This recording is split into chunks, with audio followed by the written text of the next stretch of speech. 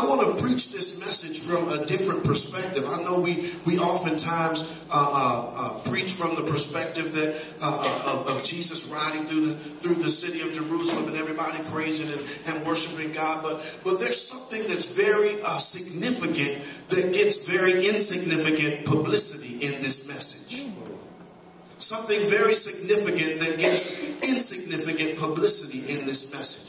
And I want to preach to you this morning with a thought in mind. I'm not going to tell you what it is right now. Just let me read my introduction and then I'll get right into the message. Amen. So today is what we've come to know as Palm Sunday, and it represents the day over 2,000 years ago when Jesus made that triumphant ride into Jerusalem as King of the Jews. And typically we focus our attentions on the specific happenings surrounding Jesus' ride on the colt. And the people lining the streets and waving the palms and praising and shouting, Hosanna, King of the Jews, Hail, King of the Jews. Oftentimes often there are some significant details that are either overlooked or devalued in this very familiar story. I'm not going to read the whole message, y'all. Y'all just give me time to break down my introduction for you. Amen.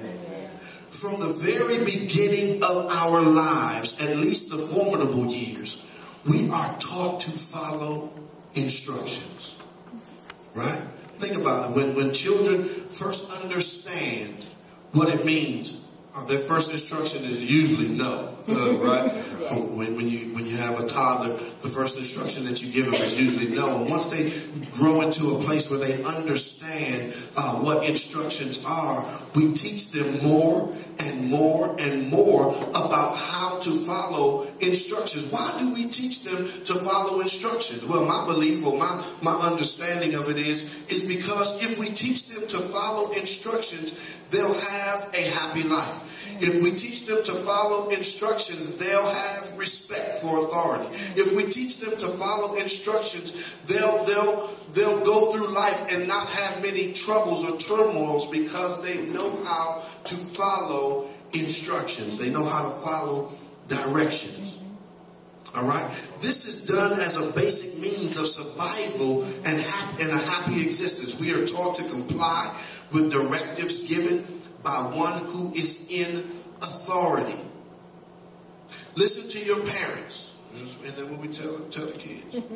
Listen to your parents. Respect your elders. Listen to all the adults in your life. Follow their instructions. Do what your teachers tell you for success in education. Follow instructions on your job so that you can be promoted and have good success. Corporations and franchises like McDonald's have made millions of dollars by putting a set of instructions that must be followed by every franchise owner so that their franchise can have success. If a franchise owner of a McDonald's does not follow the instructions from the franchisee, or from the franchise, they will not be successful. See, what they'll do is, how many of you know what a number 11 is at McDonald's? I'm the only one. Y'all gonna make me feel like I'm the only one that know that a filet of fish combo is. Okay, so I'm the only one. Listen. If I'm a franchise owner of McDonald's and because filet of fish might be my favorite, I make it number one. But every McDonald's in the land, filet of fish is a number 11. If I deviate from what has already shown or proven success, then my failure is imminent. My failure is imminent because I've deviated from what has proven to bring good results, from what has proven to be a franchise staple. Even though it might be your favorite, just because it's number 11 is not going to stop you from ordering it, right? Amen. So we are taught to duplicate or follow the instructions so that we can have success. When putting something together, Okay, can I talk about me for a minute? When putting things together, my wife loves IKEA. And IKEA doesn't sell furniture already put together. And she's the handy woman in the house. But I always get the responsibility of putting the stuff together from IKEA. If you don't follow the directions precisely, if you do not follow the directions to a T, oftentimes you will get a product that is not perfectly put together. Prime example, about a month or so ago, we bought a bookshelf. I should have waited till you left the room. We bought a bookshelf about a month ago, and I put it together. I mean, I call myself following the instructions, and lo and behold, my wife says, well, why is this little hole right here not filled? I grabbed the instructions. I looked at it a little more thoroughly this time. And as I looked at it, I noticed that the long shelf, I had it turned the wrong way. Okay? So that's why the holes were at the bottom. I said, but the bookshelf worked. But it's not put together right. So now, she wants me to take the whole thing apart and put it back together. If I had simply followed the instructions the way that the person who built or made the bookcase, I wouldn't have to go through the hassle of having to deconstruct to reconstruct. Amen. Sometimes that's a good thing, right? Sometimes we got to be deprogrammed or deconstructed, but we'll save that for another message at another time. All right. If you follow the steps in the directions, you are undoubtedly going to put the thing together right, unless you just have no handy skills at all. Okay. All right. I'm at the end of my introduction right here. This morning, instead of preaching a traditional Palm Sunday message about Jesus riding his triumphant ride into Jerusalem, I want to talk to you about the very overlooked thing that the disciples did in this passage of scripture. I mean, we read it. But what they did was they followed directions.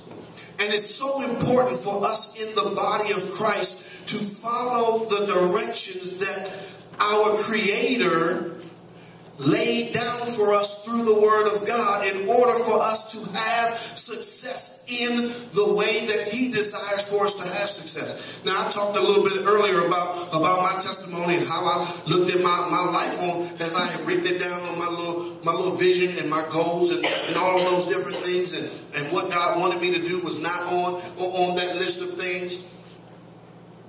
It wasn't until I decided to follow God's instructions and follow God's leading that things began to turn around in my life. Now, does it mean when you follow the directions of God, does it mean that everything is going to be perfect? No, because the Word of God says that you will have trouble. It didn't say you might have trouble. It said you will have trouble. But we serve a God. We serve a risen Savior who has overcome the troubles of this world. So it's important for us to follow directions given to us by the Word of God and given to us by the Holy Spirit. Amen. So this morning I want to speak to you from that particular spin on this message. Let's look at verse 2. Jesus said he sent two disciples in verse 1 as he was on the Mount of Olives. He sent two disciples. He said, go to the village ahead of you, and at once you will find a donkey tied there with her coat by her.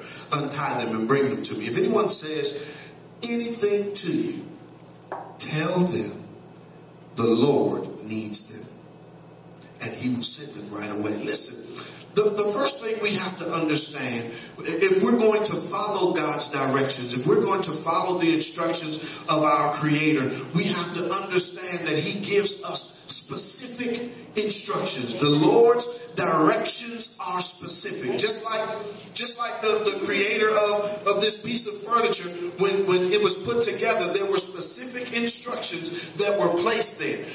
Jesus gave the disciples specific instructions as he told them to go up to the man with the donkeys and get the donkeys and come. I'm paraphrasing it. That's not how he said it. We just read it.